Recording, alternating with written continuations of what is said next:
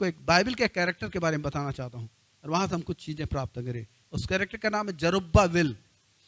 और जकरिया नबी की किताब से 4 अध्याय के 6 और 7 पद को पढ़िए।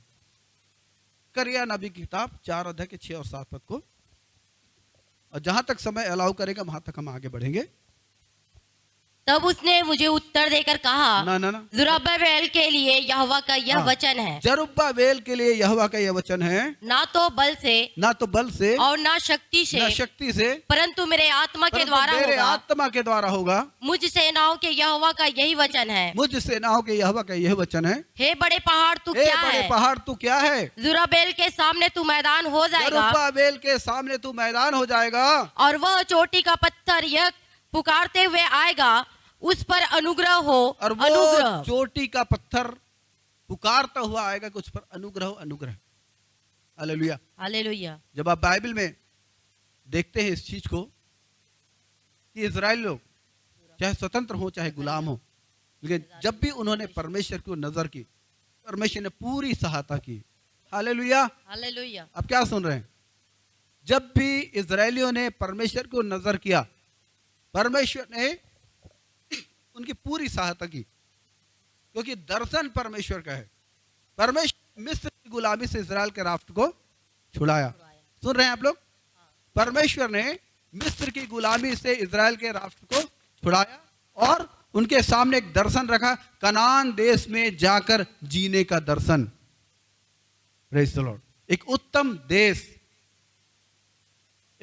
देश देने का वायदा किया, और परमेश्वर ने उस स्थान पर बसे हुए लोग जो घृणित कामों में लग गए थे, परमेश्वर की मर्जी के खिलाफ, उनको वहां से खदेड़ा और इजरायलियों को लाकर बसाया, ताकि इजरायलियों के द्वारा परमेश्वर की इच्छा पूरी हो और सारा संसार जीवित परमेश्वर को जान ले और घृणित बातों से अलग हो जाए, घृणित जीवन से, घृणित उपासना से अलग हो जाए। यह परमेश्वर की मर्जी थी।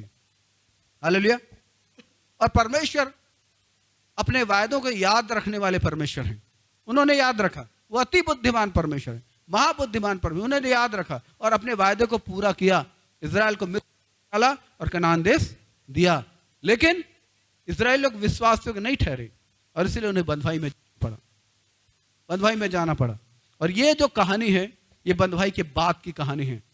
बंधुआई के बाद जब 70 वर्ष की बंधुआई में गए, तो हुआ है कि राजा कुस्रू जो फारस के राजा थे, उनके हृदय में परमेश्वर ने डाला कि परमेश्वर का मंदिर जो यरूशलेम में था, वो उस समय तोड़ डाला गया था, उसे फिर से पुनर्निर्माण किया जाए। और ये आदेश जब कुस्रू ने अपने राज्य में निकाला, जितने यहूदी लोग हैं वो जो जाकर अपने परमेश्वर के मंदिर को बनाना चाहते हैं, वो जाएं। ये आज्ञा राजा कुस्रू के द्वारा निकली। और इजरायली लोग जब 1 साल के भीतर उस स्थान में पहुंच गए, और उनका जो लीडर था वो था जरुब्बाबेल, जो यहूदा के वंश का था, जो दाऊद के वंश का था।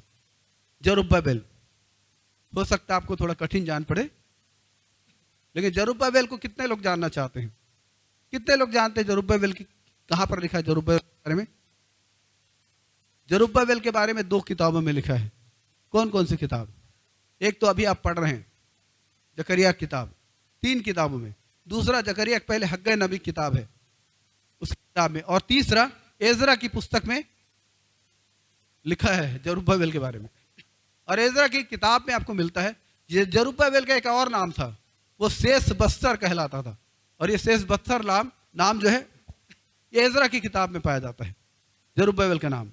और ये एक अगुआ था, ये राजवंश का था। और अगर इजराइल बंधुआई में नहीं जाता, ये जरूर राजा बनता, लेकिन इस वक्त ये राज्यपाल है, गवर्नर है। और इसे काम सौंपा गया कि ये जाए दल को लेकर, ताकि मंदिर का निर्माण यरूशलेम में किया जाए। ये लोग निर्वासित थे बाबुल के साम्राज्य में, बाबुल के, जहां दानियल, सद्रक, मेशक, अबेदनगो, ये लोग भी निर्वासित दशा में जीवन गुजारा थे। आप लोग मेरी बात को समझ रहे हैं? क्योंकि जकरिया 4:6 आपने बहुत बार पढ़ा है, न तो बल से न तो शक्ति से, लेकिन मेरी आत्मा के द्वारा होगा, परमेश्वर ये कहता है। और उसी चीज को हम लोग इस वक्त देख रहे हैं कि परमेश्वर ने क्या कहा और कैसे कहा, क्या किया। हालेलुया। तो यहाँ पर हम देखते हैं इज़रा नबी की किताब में आ जाएं, इज़रा नबी की किताब के 4थे अध्याय में आ जाएं और 1 और 2 पद को पढ़ेंगे। इज़रा नबी की किताब उसका 4था अध्याय 1 और 2 पद को पढ़ेंगे। जब यहूदा और बिन्यामीन के शत्रुओं ने यह हाँ, सुना जब यहूदा और बिन्यामीन के शत्रुओं ने यह सुना कि बंधुआई से छूटे हुए लोगों इज़राइल के परमेश्वर यहोवा के लिए मंदिर बना रहे हैं, हाँ, जब उन्होंने ये सुना कि बंधुआई से छूटे हुए लोग आकर यरूशलेम में परमेश्वर के मंदिर को बना रहे हैं, तो बड़ी चालाकी से उनके पास आए और क्या कह रहे हैं? तब वे जरुब्बाबेल और पूर्वजों के घरानों के मुख्य मुख्य पुरुषों के पास आकर हाँ, उनसे कहने लगे, हाँ, हमें भी अपने साथ बनाने दो। क्योंकि तीसरे पद को पढ़े चलिए। जरुब्बाबेल यीशु और इज़राइल के पितरों के घरानों के मुख्य पुरुषों ने उससे हाँ, कहा, हाँ, हमारे परमेश्वर के लिए भवन बनाने में तुम्हारा हमसे कोई संबंध नहीं। बस हमारे परमेश्वर का भवन बनाने में तुमसे कोई संबंध नहीं, हम ही बनाएंगे बोले। हालेलुया। इस बात से वो लोग चिढ़ गए क्योंकि उनकी चालाकी थी। वो शत्रु लोग थे, वो नहीं चाहते थे परमेश्वर का मंदिर बने, वो चाहते थे कि परमेश्वर के मंदिर में गड़बड़ी डाला जाए। और उसके बाद उन्होंने राजाओं को चिट्ठी लिखना शुरू किया और वहां एक राजा थे अर्थक्षेत्र, और अर्थक्षेत्र राजा को उन्होंने गलत बयान किया और हुआ ये यरूशलेम मंदिर का बनना रुक गया। और जब आप उसे 23 पद को पढ़ेंगे, 23 और 24 पद को जल्दी पढ़ लें। जब राजा अर्थक्षेत्र की यह चिट्ठी रहूम और सिमसे मंत्री और उनके सहयोगियों को पढ़कर सुनाई गई, हाँ, तब वे उतावली करके यरूशलेम को यहूदियों के पास गए, हाँ, और बलपूर्वक उनको रोक दिया। बलपूर्वक उनको रोक दिया, बस आगे मत पढ़िए, बलपूर्वक रोक दिया। और इस प्रकार से मंदिर का काम रुका रहा। 16 वर्ष तक मंदिर का काम रुका रहा। 16 वर्ष तक पूरी शिथिलता आ गई क्योंकि राजा ने रोक दिया था। तो जब उस समय 16 वर्ष बाद हग्गै और जकरिया, ये 2 जवान लोग उठे नबूवत करने के लिए। ये 2 जवान लोग उठे नबूवत करने के लिए, और उन्होंने जरुब्बाबेल के साथी थे यहोशू महायाजक, ये वो यहोशूनी जो मूसा के चेले थे। ये बंधुआई से निकल आए लोगों में से थे यहोशू महायाजक। इन दोनों के प्रति भविष्यवाणी करने लगे, इनका हियाव बंधाने लगे। तो 16 वर्ष बाद जब ये नबूवत करने लगे तो क्या हुआ? 5 अध्याय का 1 और 2 पद पढ़िए। तब हागे नामक नबी और इद्दो का पोता हाँ, जकरिया यहूदा और यरूशलेम के यहूदियों से नबूवत करने लगे। हाँ, उन्होंने इज़राइल के परमेश्वर के नाम से उनसे नबूवत की। तब शालतिएल का पुत्र जरुब्बाबेल और योशादाक का पुत्र यीशु कमर बांधकर परमेश्वर के भवन को जो यरूशलेम में है परमेश्वर के भवन को बनाने लगे। हाँ, अब उसके 15 पद को पढ़िए। 15 पद को 6 अध्याय के 15 पद को पढ़िए चलिए। इस प्रकार वह भवन राजा दारा के राज्य के 6वें वर्ष में आदर महीने के 3रे दिन को बनकर समाप्त हुआ। आमीन, हालेलुया। हालेलुया। तो ये यहाँ पर क्या हुआ? अर्थक्षेत्र राजा के पास इन्होंने चिट्ठी लिखी शत्रुओं ने, और हुआ ये वहां पर इजराइल लोग हार गए, मंदिर का बनना रुक गया। लेकिन जब फारस में राजा दारा बैठा, ये दूसरा दारा है। जब आप दानियल की किताब में पढ़ेंगे उसके 5वें अध्याय 6वें अध्याय में, वहां पर एक दारा राजा के बारे में मिलता है। वो मादी राजा था, लेकिन ये दारा फारसी राजा है। तो ये जब गद्दी पर बैठा दारा फारसी, तो इसके पास फिर शत्रुओं ने भेजा। जब ये लोग बनाने लगे फिर से भवन को, अभी हमने 5 अध्याय पढ़ा, 5 अध्याय में फिर से जब भवन बनाने लगे फिर से शत्रु लोग आ गए। और शत्रु लोगों ने फिर चिट्ठी लिखी राजा दारा को, और राजा दारा ने, परमेश्वर ने अनुग्रह किया कि कुस्रू राजा जो फारसी राजा थे, उन्होंने जो आज्ञा दी थी वो आज्ञा राजा दारा को मिल गई, उसकी लेख, उसका इतिहास। और फिर राजा दारा ने इसे बनाने की आज्ञा दे दी। और शत्रुओं से क्या कहा? 9 और 10 पद को देखें। उन्होंने ये मंदिर को बनाने वाले शत्रुओं से क्या बोला?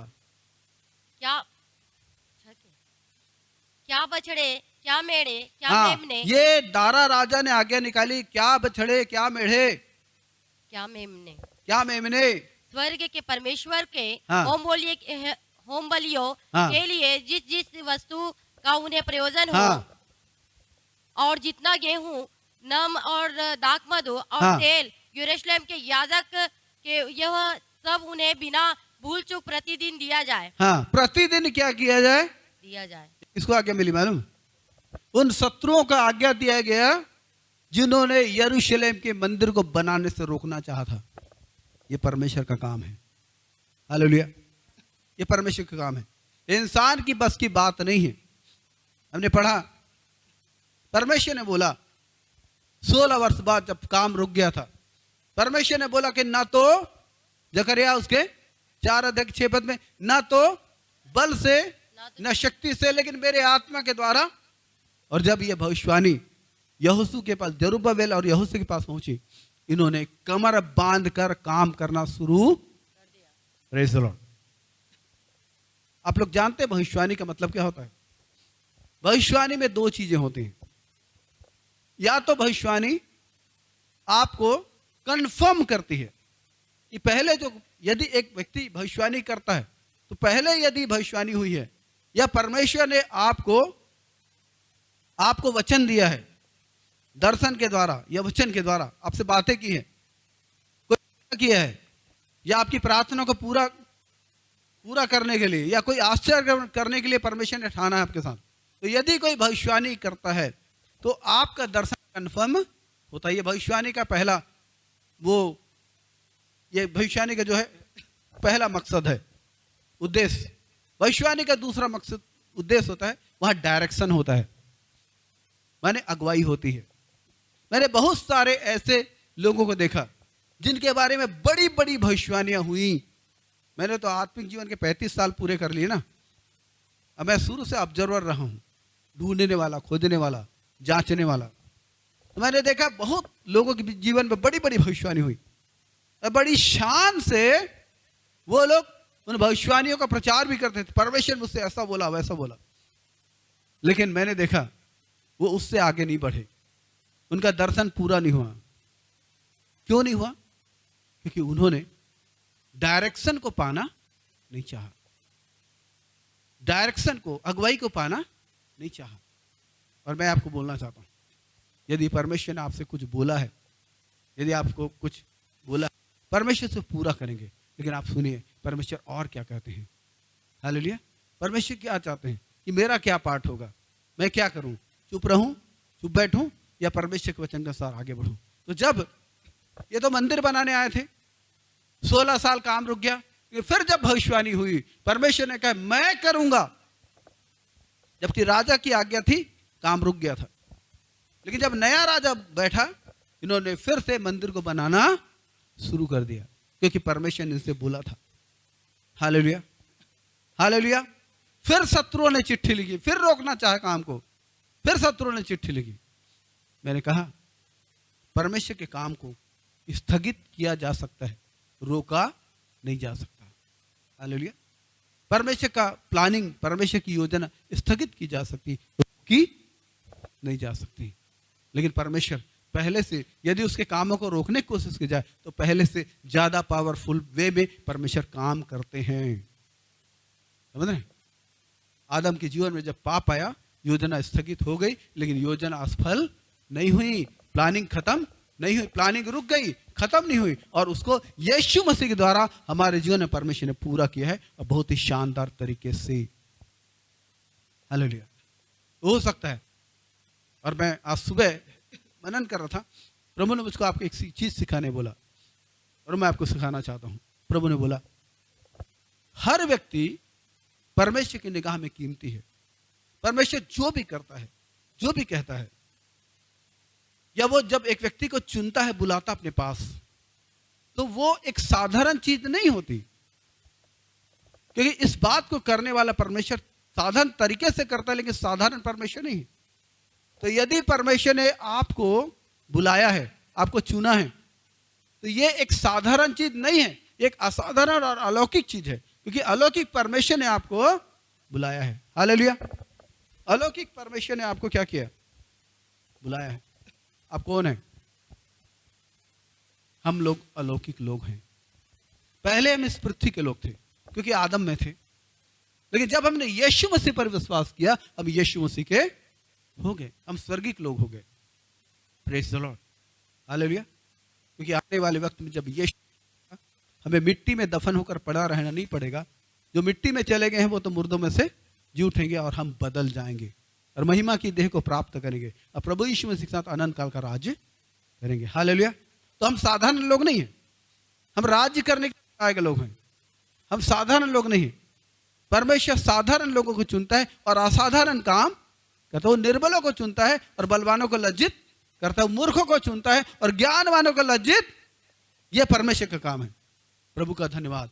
परमेश्वर का काम मेरी और आपकी जिंदगी में हुआ है। हालेलुया। परमेश्वर का अनुग्रह मेरी और जिंदगी में हुआ है और जो बुलाहट परमेश्वर ने दी है वो कोई वंचित नहीं कर सकता। जो दर्शन परमेश्वर ने रखा है उससे कोई वंचित नहीं कर सकता। हालेलुया।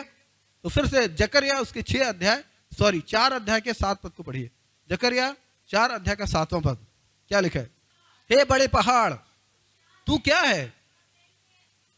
तू जरुब्बाबेल के सामने मैदान हो जाएगा। वह चोटी का पत्थर, यह पुकारता हुआ आएगा, उस पर अनुग्रह हो अनुग्रह। ये भविष्यवाणी कैसे पूरी हुई? फिर से आएंगे एजरा की किताब में, और एजरा की किताब में हम देखते हैं जो बड़ा पहाड़ है वह है वो समस्या, विरोध, राजा की आज्ञा। ये बड़ा पहाड़ है। लिखा है बड़ा पहाड़ मैदान हो जाएगा। और चोटी का पत्थर क्या? चोटी का पत्थर वो राजा है। चोटी का पत्थर राजा है। हमने देखा राजा ने शत्रुओं को क्या आज्ञा दी कि यरूशलेम का मंदिर बनाया जाए और जो कुछ उस मंदिर के लिए लगे उसको तुमको देना है। परमेश्वर विरोधियों का मजाक बनाते हैं, ठट्ठाबाजी करते हैं। परमेश्वर में मजाक करते हैं, मजाक उड़ाते हैं। हालेलुया, है ना। आप भजन 2 में भी देख सकते हैं कि परमेश्वर मजाक उड़ाते हैं। और यहां भी परमेश्वर मजाक उड़ाए विरोधियों का, जो इसलिए खड़े थे कि परमेश्वर के मंदिर नहीं बनने देंगे। राजा की आज्ञा क्या आई? जो भेड़ चाहिए, बकरी चाहिए, जो सोना चांदी सब तुम लोग लाके दोगे। ये परमेश्वर काम है। विरोधियों से बोला जा रहा है तुम लोग लाके दोगे। क्या दोगे? जो भेड़ चाहिए, बकरी चाहिए, तुम लोग लाके दोगे। तुम लोग विरोध नहीं करोगे। आमीन। आपको एक और घटना मालूम है जो एस्तर की किताब में घटी कि मुर्दके के खिलाफ कौन खड़ा था? हामान नाम का एक बहुत ही पावरफुल व्यक्ति मुर्दके के खिलाफ खड़ा था। मुर्दके को मरवाना चाहता था। उसने मुर्दके के लिए फांसी का फंदा 50 हाथ ऊंचा, माने 75 फीट ऊंचा फांसी का, ताकि जब मुर्दके लटकाया जाए तो सारा शहर उसको देख सके। अंत में क्या हुआ? वो खुद उस फांसी के फंदे पर, और उसके पहले क्या हुआ? मुर्दके को घोड़े पर बिठाकर उसको, उसका घोड़े का रस्सी पकड़ के आगे आगे कौन चल रहा था? हामान। और बोल रहा था कि राजा जिसकी प्रतिष्ठा करना चाहिए उसके साथ यही होना चाहिए। उसको मारना चाहता था। परमेश्वर शत्रुओं को लज्जित करता है। यदि आप प्रभु के साथ खड़े हैं, यदि आप दर्शन के साथ खड़े हैं, यदि आप प्रभु के अनुग्रह बने हुए हैं, याद रखिए आपका शत्रु चाहे शारीरिक हो चाहे आत्मिक, वो लज्जित होगा। वो लज्जित होगा। हालेलुया। वो लज्जित होगा। चाहे आपकी समस्या कितनी भी बड़ी हो, लेकिन आप प्रभु के साथ हैं, पहाड़ मैदान हो जाएगा। प्रभु ने भी बोला कि यदि तुम इस पहाड़ से कहोगे टल जा, तो तुम्हारी बात को मान लेगा और समुद्र में जाके घुस जाएगा। हालेलुया। तो ये अब आप पढ़िए 6 अध्याय के 10 पद को पढ़िए। अपने 9 पद को पढ़ा था कि शत्रुओं को राजा ने आज्ञा दी। 10वें पद में क्या लिखा है?